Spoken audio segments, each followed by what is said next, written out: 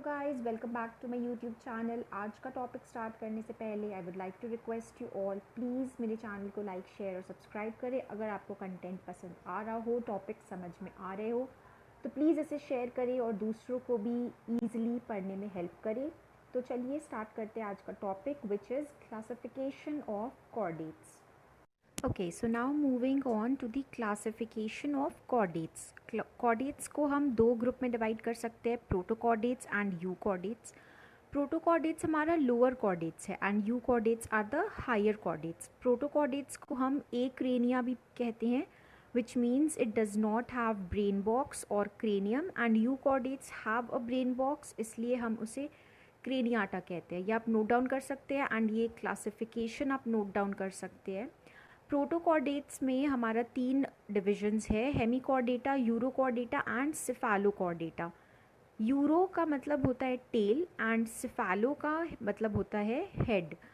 तो हम ये टेल और हेड किस रेफरेंस में बोल रहे हैं ये हम जानेंगे। एंड यू कोऑर्डिनेट्स को हम डिवाइड कर सकते हैं वर्टिब्रेट्स में, जिसके फर्दर सब डिविजन्स है। Okay, so next is we were talking about why we are referring to euro and cephalo. तो उसके लिए we need to know the characteristic feature of chordates. तो 3 characteristic feature होते हैं कोई भी chordates में, that is presence of notochord under chordata. तो यूरोकॉर्डेट्स में सिर्फ टेल रीजन में नोटोकॉर्ड होता है एंड सिफेलोकॉर्डेट में हेड से टेल पूरे बॉडी में कॉर्डेट्स होते हैं, इसलिए इसका ऐसा नाम दिया गया है। And hemichordates has been removed from chordata, और इसे एकाइनोडर्म और कॉर्डेट्स के बीच में रखा गया है। ऐसा क्यों? क्योंकि इसमें नोटोकॉर्ड नहीं है। तो पहले इसे कॉर्डेट्स में क्यों रखा गया था? वो इसलिए कि जो स्ट्रक्चर को साइंटिस्ट ने नोटोकॉर्ड समझा था वो एक्चुअली नोटोकॉर्ड नहीं है, वो बकल कैविटी के रूफ का एक एक्सटेंशन था। फैरिंग्स का एक्चुअली एक्सटेंशन है। ये हम जब हेमिकॉर्डेट्स को डिटेल में पढ़ेंगे तब हम देखेंगे, और उस स्ट्रक्चर को हम बकल डाइवर्टिकुलम कहते हैं, इसलिए इसे कॉर्डेट्स में से हटा दिया गया।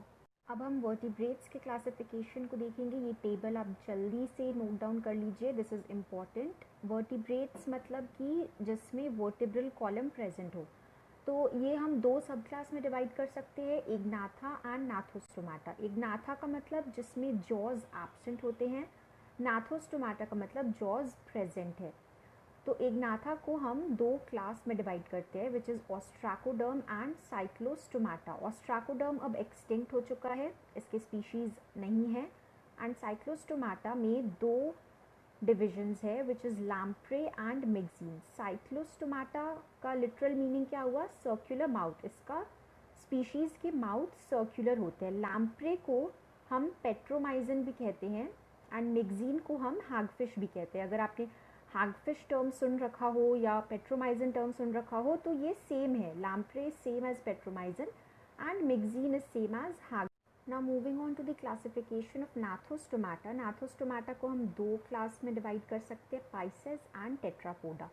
पाइसेस में पहला है प्लाकोडर्म, जिसमें ये भी एक्सटिंक्ट हो चुका है, इसलिए मैंने स्टार मार्क से रिप्रेजेंट किया है जैसा कि ऑस्ट्राकोडर्म को किया था।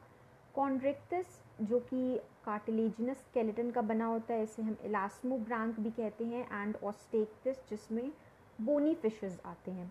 एंड टेट्रापोड्स में हमारा 4 है, amphibia, reptilia, Aves and Mammalia. इसका फर्दर क्लासिफिकेशन हम जब ये सेपरेट ग्रुप्स को अलग से लेंगे, पढ़ेंगे, तब हम देखेंगे इसका क्लासिफिकेशन। मैमेलिया का जैसे क्लासिफिकेशन बहुत लंबा चौड़ा है।